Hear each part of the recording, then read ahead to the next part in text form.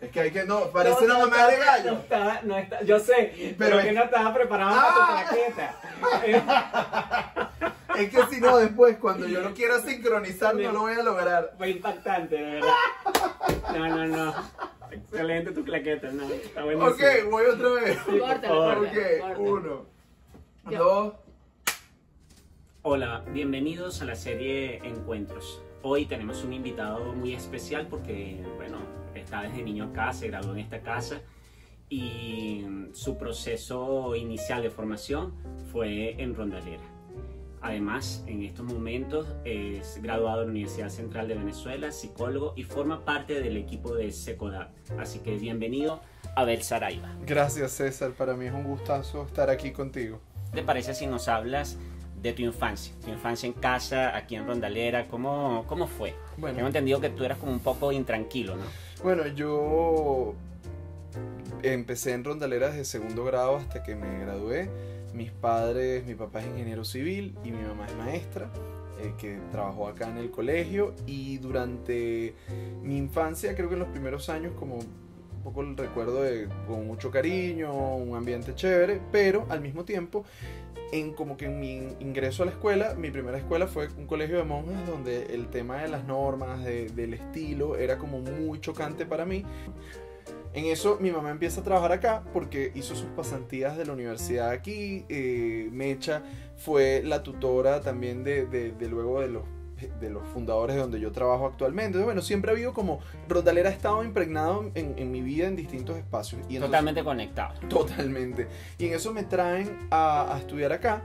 Y fue un cambio. Para mi papá no fue fácil de asimilar la idea porque era como, bueno, unos tipos peludos, barbudos, vestidos sin uniforme. Acá la dinámica era como radicalmente otra. No es la del colegio con una cancha de fútbol y tal, sino de unos chamos que están pintando en el pasillo de la escuela. Entonces, claro, esto era un shock. Pero fue un espacio en el que yo empecé como a sentirme a gusto, a sentirme con Pero libertad. igual seguía siendo rebelde. Ah, no, claro, totalmente. O sea, yo igual me contestaba, me portaba mal, me peleaba con mis compañeros, porque creo que una de las cosas que te pasa, y yo era hijo único, y en ese momento es como, bueno, tú existes y eres tú y ya, y bueno, y no estás como sensibilizado a lo que es la realidad de las demás personas. Y Rondalera creo que es un espacio que te pone en contraste con eso, porque vas a tener en un mismo lugar gente que tiene sus necesidades cubiertas, gente que tiene dificultades para cumplir con lo básico, pero al mismo tiempo con distintos criterios, religiones, opiniones y tal. Entonces convivir con la diversidad es parte de ese reto. Y bueno, resulta que como en ese recorrido, yo recuerdo que una vez me mandan de acá del colegio, porque a pesar de que me portaba mal, era buen estudiante, me mandan a un taller justo de la gente de Secodap, que es la ONG donde yo trabajo, y porque Mecha fue la tutora de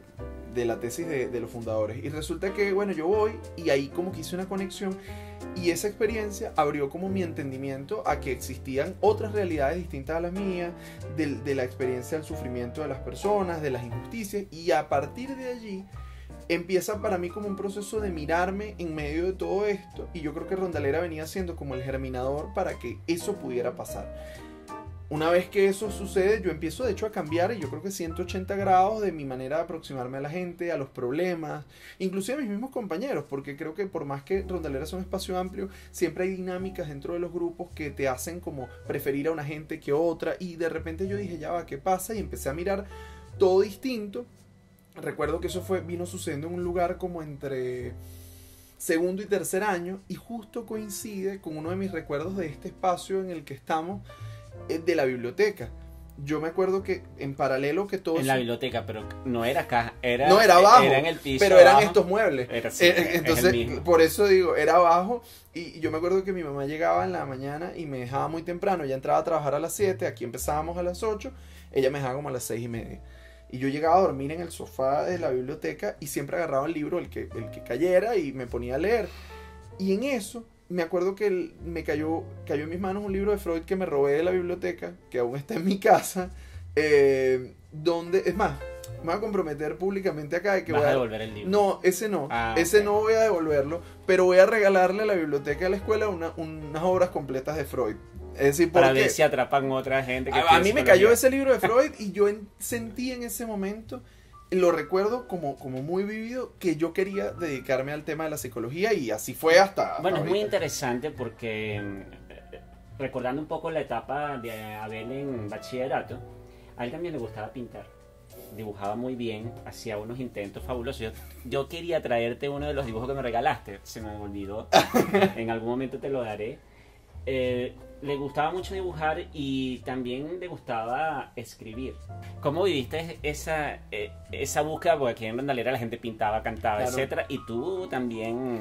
Sí, es que tú sabes que yo luego fue que entendí que eso era inusual. O sea, porque para mí era natural que tú te expresaras a partir de todas las formas que estaban a tu alcance. Entonces para mí era perfectamente natural pensar que si me sentía de una manera podía pintar, podía escribir, podíamos hacer teatro, podíamos hacer muchas cosas. Ah, yo recuerdo una obra donde participaste. Claro, y hubo una hasta donde me ofendí y no quise, o sea, pero Sí. entonces recuerdo, para mí era como, eso era natural, no era algo que era como inusual. Luego, cuando empecé a entrar en contacto con otra gente, dije, ya va, es que esto no pasa en todos lados, esto es una cosa como muy de Rondalera. Y fíjate que de hecho, por estos días, la cuarentena también me ayudó como a reencontrarme con ese tema del pintar, de hacer otras cosas que eran parte de mi lenguaje. Pero fíjate que yo me acuerdo de una anécdota contigo, cuando tú llegaste al colegio, yo me acuerdo que yo venía siempre de sacar buenas notas y me acuerdo que César me pone un 14, nunca se me va a olvidar que era un 14, un examen de literatura, y yo veo el 14 y me ofendí, dije, ¿qué es esto? Ah, él vivía en eso. Claro, ofendido. entonces yo me ofendí y resulta que empiezo a ver los exámenes de mi compañero y digo, ya va, pero yo contesté mejor, o al menos así lo interpretaba yo. Y yo fui a reclamar y César me dice, bueno, o sea, si tú lo que quieres es la nota, ven que no te quieres que te ponga, pero si eso es todo lo que tú puedes dar. Y entonces yo me enfurecí, me fui por supuesto batiendo puertas, todo, pues yo estaba resuelto a que yo iba a lograr la nota que yo sentía que me merecía. Y luego llegó un momento donde me acuerdo que ya, o sea, está bien, ya empecé a salir como yo quería, pero entonces tú no dejaste de ponerme correcciones. Yo me acuerdo de haber ido a reclamarte, quiero que me digas qué es lo que yo no... Está bien, ponme la nota que me merezco, pero yo quiero saber cómo puedo mejorar. Y hubo algo que fíjate que de esos momentos que a mí me marcaron de la experiencia de estar acá, que tenía que ver con justo esa posibilidad de despertar a la sensibilidad de ver el mundo distinto. Y yo recuerdo... yo amaba siempre hablar, eso no se me ha quitado, pero odiaba escribir porque me parecía que era una cosa fastidiosa, aburrida. Tuvimos muchas conversaciones. Claro, pero escribir se volvió una cosa tan importante porque empecé a entender otra vuelta. Entonces, y eso pasó contigo, yo siempre lo digo, y lo digo de verdad, o sea, lo he dicho aquí, lo puedo decir aquí, pero lo he dicho en otros lugares, que yo aprendí a agarrar el gusto a escribir contigo, pero también pasaba que Rondalera encarnaba en sus profesores, tenía esto que, por ejemplo, yo me acuerdo que ya yo había leído 3-4 veces 100 años de soledad y tú, por ejemplo, no me obligaste a volver a leerlo, me diste la opción de leer a Camus, de leer otras cosas, de entrar en contacto muy temprano con, no sé, con Ramos Sucre, con Rimbaud, con Baudelaire, con cosas que no eran lo esperable para ese momento, pero que lo resumo de esta manera. Yo me sentía con la licencia de crear y el mundo era como un lienzo para hacerlo. Lo hicimos con cortos, lo hicimos escribiendo. O sea, yo recuerdo esto y yo digo, que bárbaro. O sea, me parece ahorita mucho más sorprendente porque en ese momento no me sorprendía. En ese momento para mí era mi realidad y ahora lo veo y digo, wow, qué importante, porque si no probablemente no hubiese podido mirar el mundo de la manera en que lo miro hoy. Vamos un poquito ya entrando quinto año en el momento de seleccionar tu carrera. Sí. ¿Representó para ti algún problema, digamos, de orientación vocacional? ¿Te costó decidir qué era psicología? No. O sea, a ver, sí y no. Yo, desde ese encuentro que tuve en tercer año, cuando agarré el libro de Freud, el yo, el ello y el super yo sabía que ahí había algo, o sea, que me llamó. Pero fíjate que luego vino un tema que para mí fue súper conflictivo, pero de buena manera, y era que en ese proceso en el que empezamos a interactuar y esas clases de literatura que a mí en lo personal me sacudieron mucho, un momento donde yo sentí que también podía decir, o sea, podía llegar a ser eso una lección de vida. En un momento yo dije, bueno, ¿será que me dedico a esto? A las letras, ¿no? Oh, sí, yo me acuerdo que además, César, yo me acuerdo que Que te salió, ¿no? Claro. Primera opción. Sí, además. sí. Yo me acuerdo que veníamos como de todo ese intercambio y vino la prueba vocacional. Entonces me acuerdo que en mi prueba vocacional salía letras 9999, filosofía 9998 y psicología salió 9997. Claro, ahí estaban las tres cosas que aún hoy me interesan. Es decir, y yo creo que yo me decanto por la psicología por dos cosas. Me decanté, uno, porque algo del psicoanálisis me atrapó, me parecía que era una manera de mirar el mundo que me sacudía porque era mirar más allá de la razón y eso me parecía una cosa como muy potente, pero luego yo pensaba que con la psicología yo podía conectar con esas otras dos pasiones. ¿Por qué? Porque sentía que la psicología estaba presente en todos los ámbitos de la vida. Entonces yo podía con la misma mirarlo desde el cine, mirarlo desde la literatura, mirarlo desde el quehacer clínico. Entonces por ahí fue esa vuelta, ese arreglo que yo hice. Pero yo me acuerdo además venir a reclamarte, decirte, mira, esto es tu culpa. Ciertamente sí. Esto es tu culpa, que saliera Claro. la prueba ocasional. Claro, y ojo, y también era una cosa como abría mi mente a algo que era súper poderoso, pero por otro lado había también un rollo y era que yo decía, me costaba también como que compartir referentes con otras personas de mi edad porque yo estaba adentrándome en un mundo que era denso, que era complejo. Pero además muy interesante porque yo recuerdo que tu grupo de amigos con el que Sí. tú realmente compartiste tu vida en bachillerato no pertenecían a tu salón, No. sino un Claro, grupo más adelantado, ¿no? claro, porque, a ver, yo tenía como, y sigo teniendo muy buenas relaciones con la gente que estudió conmigo y nos queríamos mucho, pero de alguna manera también llegamos a hacer afinidad. De hecho, mi mejor amigo estaba un año más arriba y seguimos en contacto sorprendentemente y teníamos... No tienes que decir el nombre. No, porque ese nos claro, va a matar. no, se va a ofender. Ciertamente. César Vascone. Exactamente. Y resulta que era muy cómico porque además nos juntábamos con Nicolás también, con Nicolás Gerardi, nos juntábamos. Entonces nos reuníamos a hacer cadáveres exquisitos, nos juntábamos a pintar, a hacer ese tipo de cosas que era como, claro, una cosa como muy hippie, ¿no? Pero lo disfrutábamos mucho. Y ojo, yo rescato también algo que para mí de Rondalera ha sido súper valioso y es que yo conviví con gente que compartía mis intereses culturales, por ejemplo, como podía ser ese el caso, pero tenía gente que estudiaba conmigo en mi salón, con la que no compartíamos ningún interés cultural, intelectual, pero que nos queríamos un montón también, porque yo creo que, por eso creo que también para mí luego la transición, por ejemplo, de Rondalera a la Central fue como cambiar solamente el espacio, pero no el ambiente, porque bueno, yo convivía con esa diversidad. Vamos a hablar un poco de la universidad. Okay. Entramos a la universidad, llegamos a los primeros años de psicología y empezamos a definir. Uh-huh. Ajá. En ese definir en tu área, ¿cuáles fueron los textos de interés? ¿Qué profesores te marcaron? ¿Cómo llegaste al psicoanálisis ya directamente? Sí, mira, yo empecé psicología con contracorriente. ¿En qué sentido?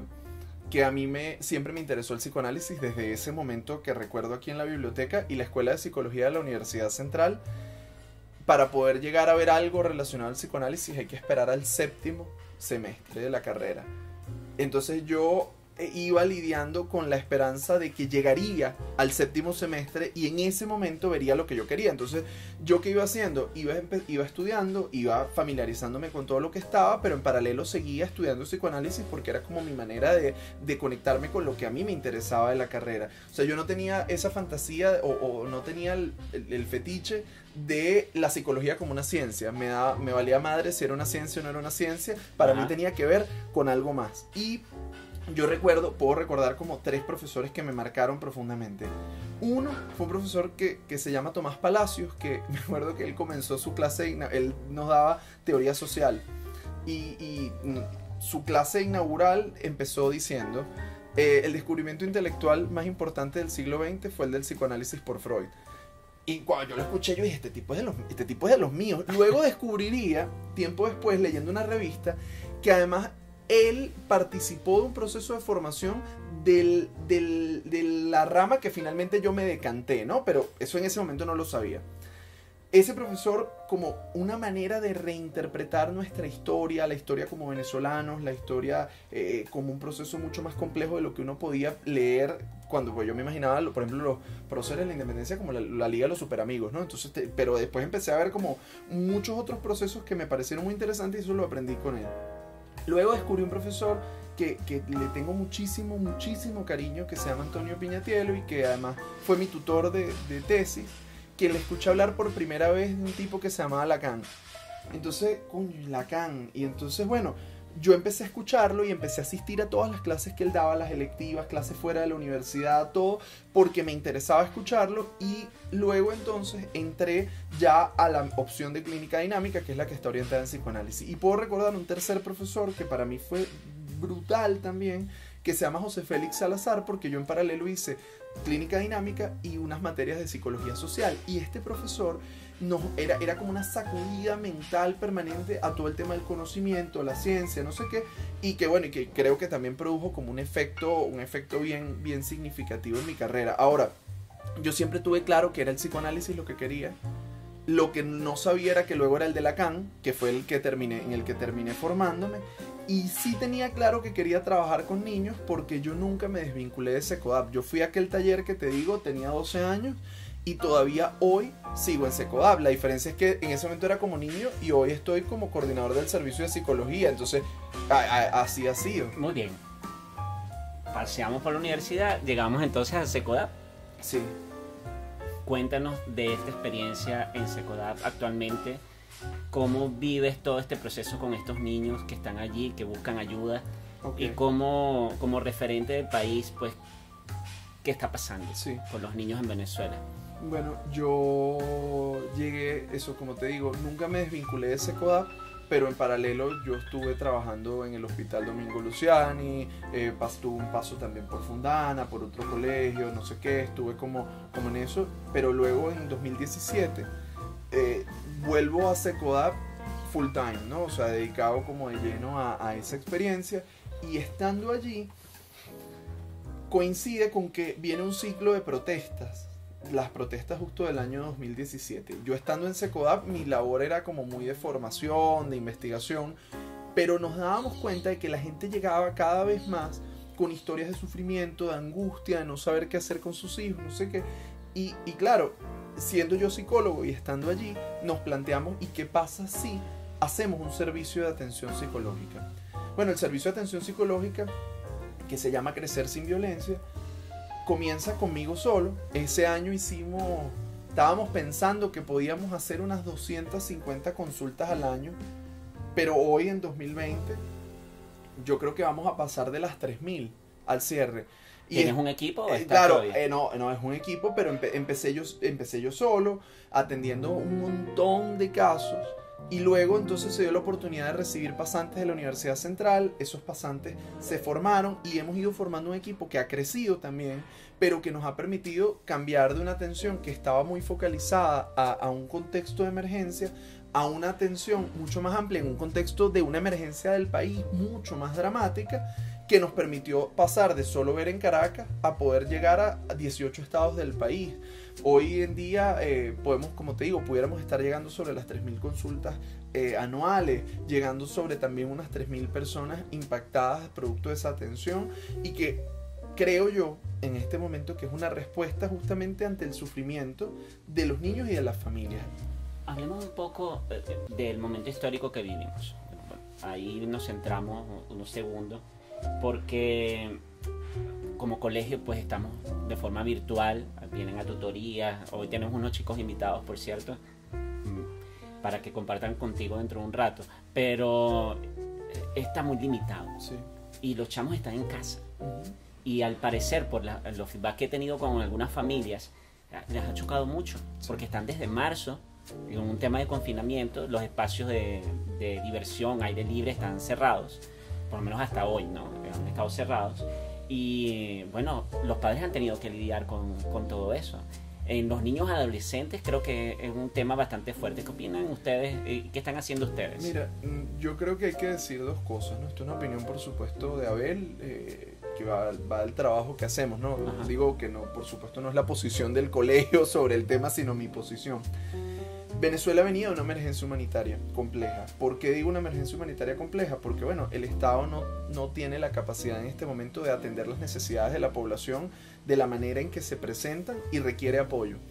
Así. Y por supuesto esto produce tres cosas. Produce sufrimiento en la población, produce muerte y produce la ganancia de algunos grupos de poder, independientemente del signo. Pudieras decir que se beneficia el imperialismo, no sé, por el bloqueo a Venezuela, o pudieras decir que se benefician quienes ostentan el poder local a partir del control de la población. Pero eso es una interpretación que yo le dejo a cada quien. Ahora, lo que sí es cierto es que es innegable que ha habido un proceso de deterioro de los servicios básicos, de las condiciones de vida. No en vano han migrado más de 5 millones de personas al cierre de este año. Y decir esto significa reconocer que hay algo del país que se rompió. Y esa ruptura del país viene a ser cabalgada por una pandemia mundial. Entonces, una emergencia que cabalga otra emergencia y que deja como saldo un malestar en la población. Un malestar que además le resta a las personas sus asideros como con la vida, con la realidad, y en ese sentido, que produce que, bueno, imagínate, si las personas se refugiaban en sus amigos, en sus redes de apoyo, en salir y voy a los chamos. Yo nunca, y lo he escuchado en pacientes, en distintos espacios, los chamos nunca se imaginaron lo importante que era la escuela en sus vidas, y no por lo que venían a recibir como contenido, porque además lo que es insustituible de la escuela es el vínculo, porque las clases, los contenidos, todo eso se puede inclusive obtener con mayor fluidez a partir de plataformas digitales, pero lo que no puedes sustituir es la conexión. Voy a ponerle un ejemplo cercano. Lo que significó en mi vida, lo que ha significado en mi vida, por ejemplo, el contacto que yo tuve contigo, de alguien que leyera lo que yo escribía, que se preocupara por cómo yo me sentía, que con ese intercambio, ese es un intercambio que si no estás en cuerpo presente es muy difícil tenerlo. Y para muchos chamos, ese puede ser el único espacio donde se van a encontrar con un adulto significativo, con alguien que le importe la presencia de ese niño allí. Entonces, esto no está. Los espacios para recrearse se han reducido, al margen de que la gente pareciera que decretó que la pandemia cesó porque ya nos obstinamos de ella, nos aburrimos, entonces ya se acabó. Ni siquiera se habla. No, claro, no, es como si yo lo decreté, como de esa cosa así metafísica. Yo decreté que, bueno, ok, pero más allá de eso, tenemos porque también eso crea una angustia, estar todo el tiempo encima de que tengo que tener cuidado, no puedo salir, no puedo... Y mi postura, esta es una postura muy individual, ni siquiera es una postura institucional con respecto al trabajo que yo tengo, es que vamos a tener que aprender a vivir con esto. O sea, esto no es, o sea, el mundo cambió, pero no cambió porque esa no sé, ese cuento místico de que ahora vamos a ser mejores. No, puede que lleguemos a ser hasta peores. Yo no creo ni siquiera que vayamos a ser mejores. Pero cambiamos. Pero cambiamos.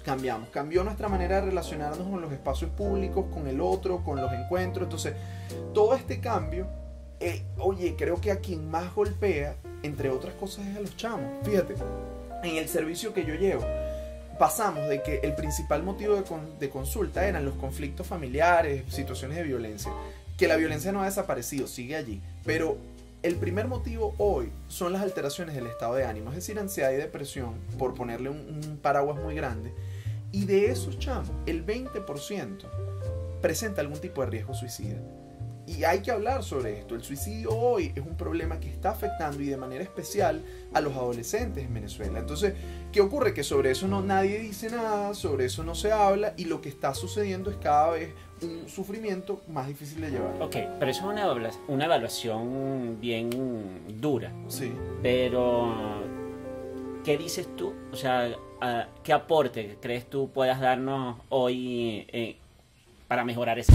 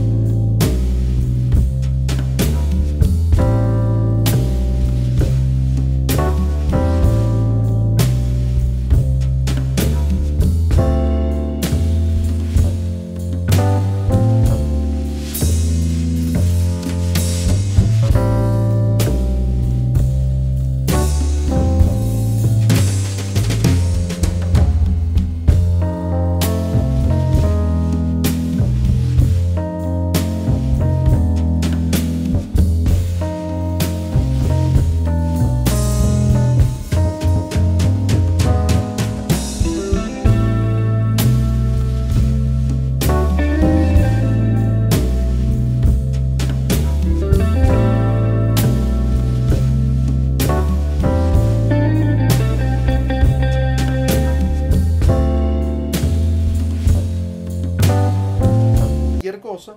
Entonces, yo transformo esa rabia en el impulso que me lleva a pronunciarme, a protestar, pero no necesariamente protestar fuera de la idea de una marcha. Por ejemplo, esa rabia que me produce la injusticia frente al sufrimiento de los niños es lo que hace que aún a veces cuando estoy muy cansado, yo acudo a mi trabajo porque entiendo que ahí hay algo importante, pero yo le doy a esa energía un impulso porque sé reconocer lo que está. Ahora, en la mayoría de nuestra vida pareciera que se nos enseña que las emociones hay que sepultarlas.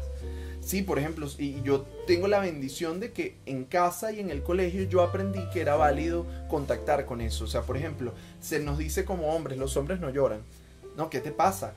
Contrólate. Pero más bien, en la medida en que yo puedo reconocer cómo me siento, yo puedo empezar a emprender las acciones que son necesarias. Cuando es peligroso, cuando yo no soy consciente de lo que me sucede y entonces mis emociones toman el control y genera un impacto a mi alrededor que no siempre es el más positivo. Entonces, por eso digo, al reconocer, ese mismo reconocimiento abre lugar a las acciones que yo tengo que hacer. Exactamente. Bueno, a ver, vamos a cerrar este encuentro aquí, en esta parte, porque me gustaría que te reunieras con algunos estudiantes nuestros. Perfecto. Que compartas un poco con ellos. Listo. Y en un momento estamos con Abel nuevamente. Perfecto.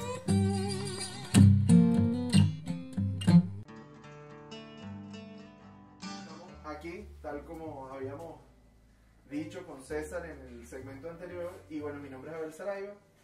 Yo también estoy aquí con ustedes. Y nada, estoy para que conversemos.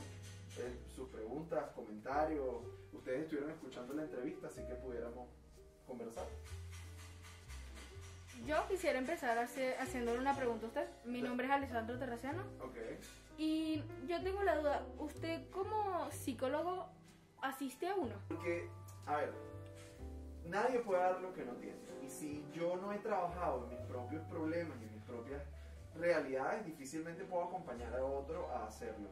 Fíjate que inclusive, yo creo que es muy útil cuando uno estudia psicología, pasar por el lugar del paciente.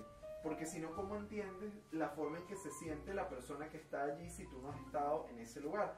Entonces sí, claro, durante muchos años he estado en ese proceso que ha sido súper útil para poder trabajar lo que me afecta a mí, porque independientemente de que yo pueda acompañar a otras personas con sus problemas, no quiere decir que yo no tenga problemas en mi vida.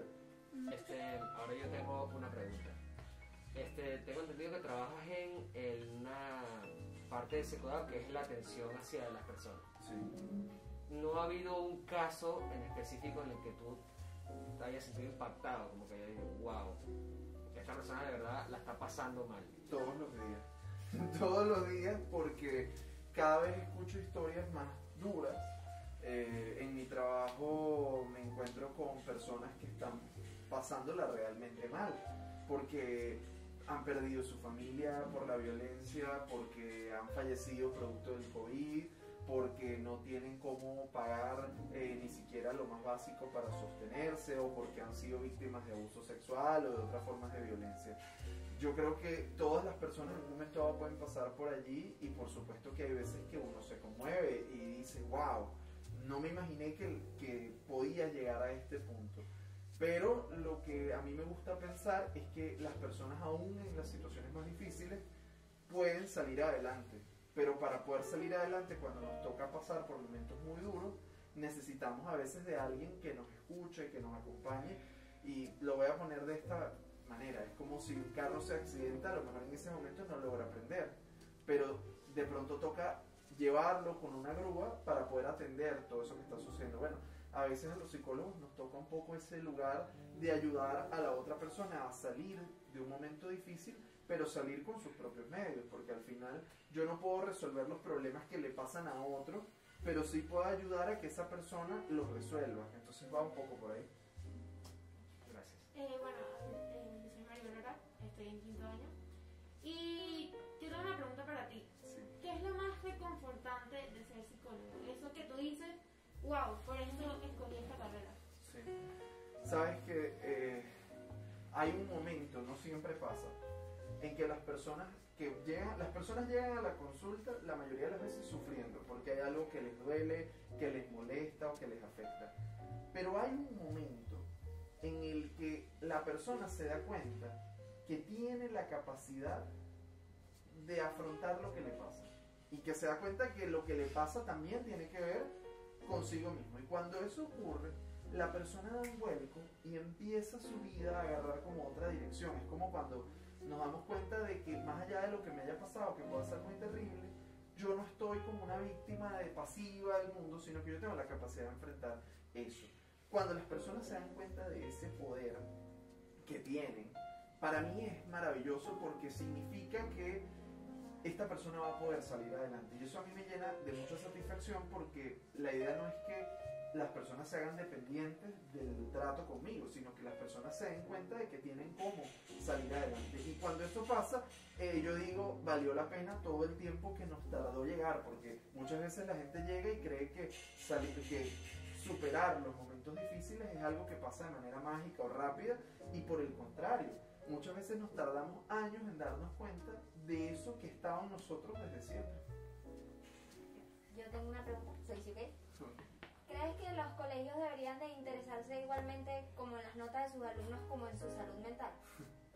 Qué buena pregunta, porque yo creo que lo más importante en este momento tiene que ver con ese impacto. Si me lo preguntas a mí, claro, yo tengo el sesgo de que yo soy psicólogo, entonces la salud mental me parece muy importante, pero yo estoy convencido de que cuando tú creces, sobre todo lo que más va a impactar tu vida tiene que ver con cosas de salud mental. Lo voy a poner en un ejemplo sencillo. Yo he vivido todos estos años sin recordar cómo se hace el máximo común divisor, mínimo común divisor. Ya no me acuerdo ni siquiera.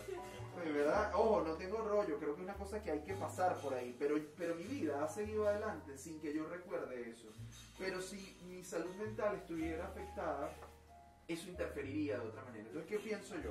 Creo que en las escuelas a veces le damos como mucha importancia. No creo que es al menos mi experiencia con Rondalera fue que aquí había espacio para eso, pero a veces estamos como muy pendientes de las tareas, de cumplir, de las notas, y a veces se nos puede pasar un poquito de lado cómo se sienten los estudiantes. Y yo creo que en este momento especial del COVID es mucho más importante que tengamos espacios para conversar sobre cómo estamos y cómo nos sentimos, que cuántas tareas nos faltan por entregar o cuál calificación. En el fondo creo que en nuestra vida, si nos sentimos bien emocionalmente, vamos a poder asumir los desafíos de inclusive aquello que no sabemos y necesitamos aprender.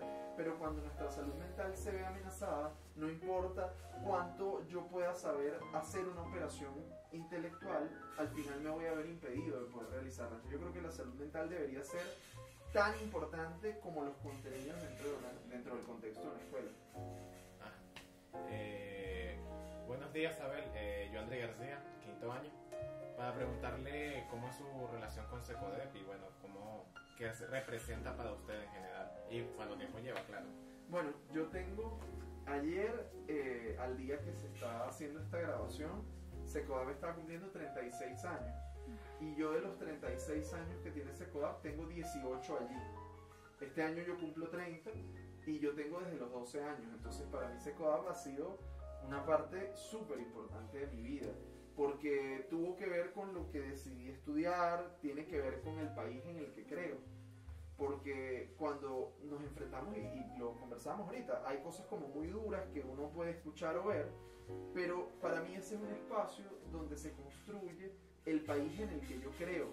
¿Por qué? ¿Cuál es el país en el que yo creo? En el que las opiniones de los chamos son escuchadas, donde las personas que sufren pueden ser acompañadas y se conectan con su capacidad de crear, de exigir, de construir, ¿no? Para mí Secodep representa un espacio de eso, de posibilidades. Allí yo, como les contaba, coordino el servicio de atención psicológica y soy el coordinador adjunto de la organización, que es mucho más de lo que yo me imaginaba terminar haciendo. O sea, yo me imaginaba atendiendo a mis pacientes, pero hoy somos muchísimos más y tenemos un trabajo y un equipo de trabajo que nos ayuda a acompañar a personas que lo necesitan en este momento. Entonces, bueno, como te digo, Secodep para mí es un espacio donde yo creo cosas en las que me parece que vale la pena trabajar, donde construyo ese país en el que sueño. Y bueno, y que además me inspira permanentemente porque escucho historias de vida de personas, bueno, sorprendentes. Yo tengo una pregunta. ¿Usted como, siendo psicólogo, no ha recibido algún paciente que sea o ya ha salido de Rondalera o está estudiando en Rondalera? Oye, tú sabes que no me ha pasado que haya recibido en mi consulta algún estudiante de Rondalera y bueno, me parece que sería súper chévere. Creo que, a ver, a mí me une con Rondalera una cosa como muy especial porque yo no sería quien soy si no hubiese estudiado aquí. Y gracias a eso es que, bueno, que probablemente hago lo que hago. Entonces, para mí sería como un súper gusto, pero bueno, probablemente como yo soy un solo psicólogo, no llegarán todos los casos del mundo a mis puertas, pero sería chévere, sería interesante. Ah, bueno, esa era mi duda. Está muy bien, está muy bien. Bien, ahora yo les pregunto a ustedes de vuelta, ¿qué significa estudiar aquí para ustedes?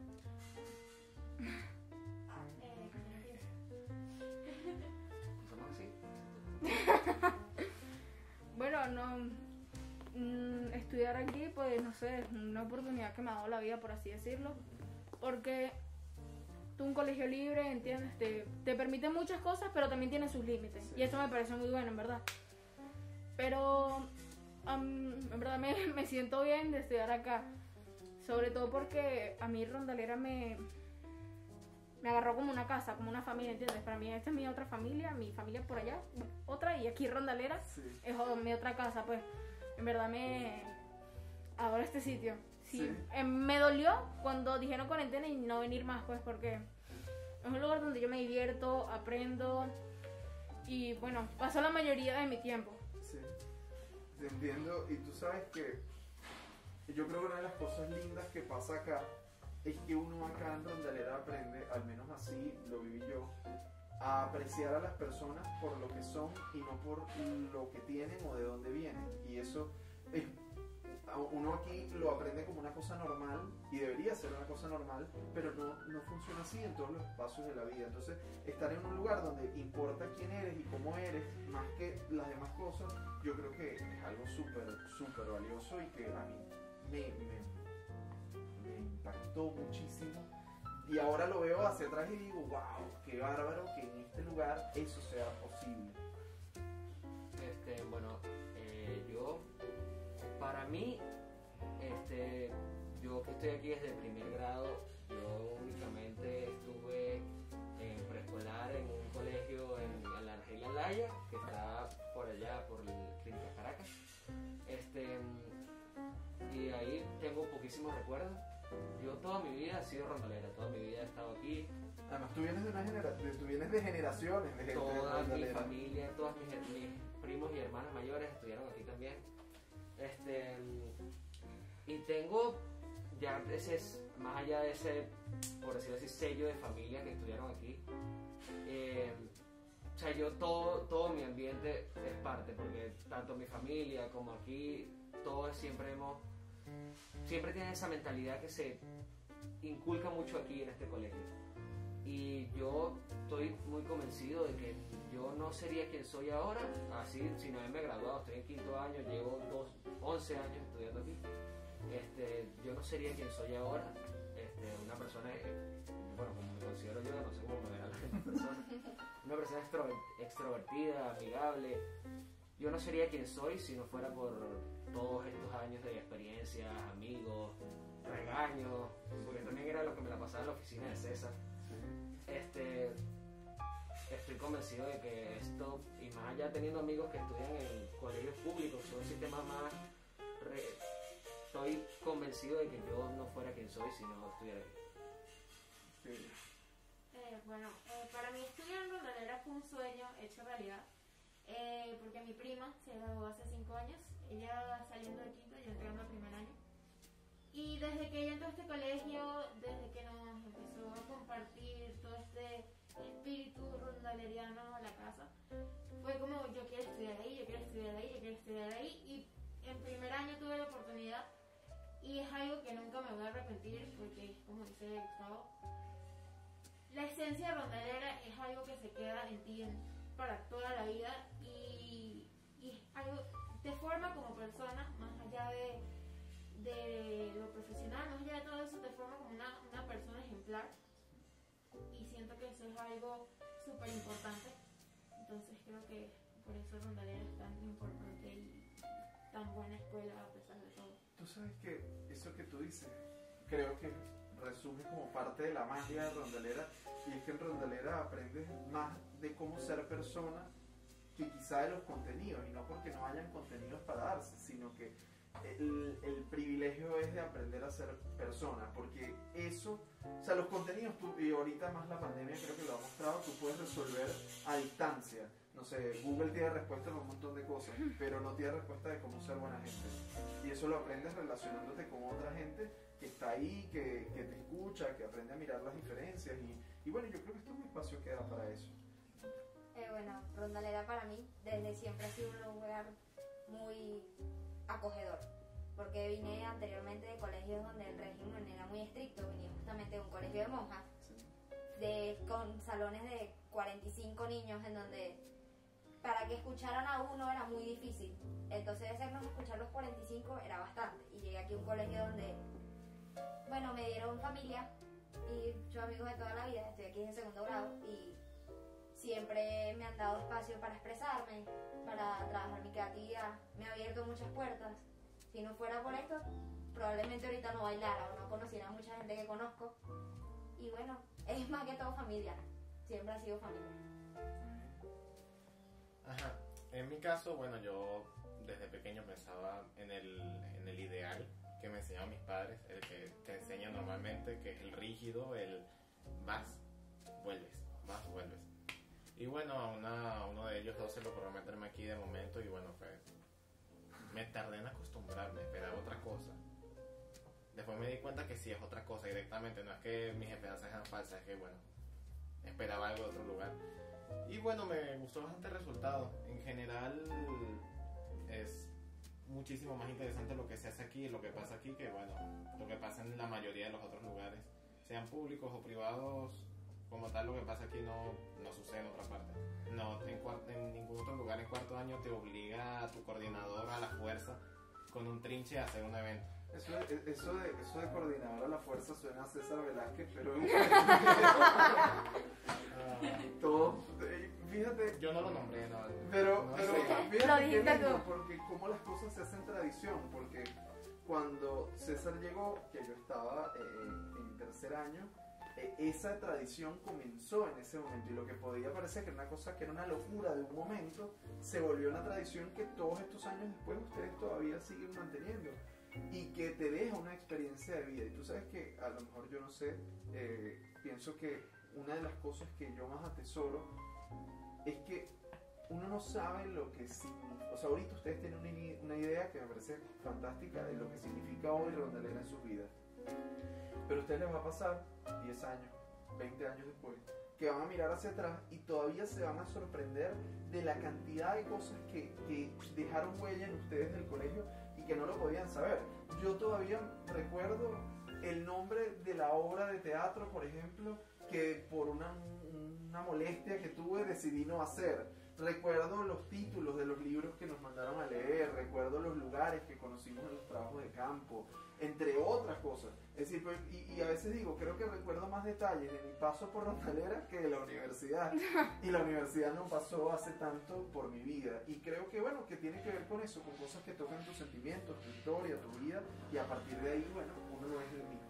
Uno nunca se lanza 2 veces por el mismo río, decían los filósofos antiguos, porque cuando te lanzas, el río cambia y cambias tú tras la experiencia de haberte lanzado por el río. Yo creo que para mí eso resume la experiencia de Rondalera. Es decir, no eres el mismo cuando llegas ni cuando te vas, y por supuesto muchísimo menos cuando te toca mirar toda esa experiencia años después. Y seguramente se van a acordar tiempo después cómo este tiempo de sus vidas iba a abrir y iba a dar sentido a mucho de lo que más adelante les va a tocar vivir como adultos, ¿no? Así que bueno, yo creo que hoy ha sido una conversa interesante y estoy seguro que para quienes lo puedan escuchar va a tener un gran sentido.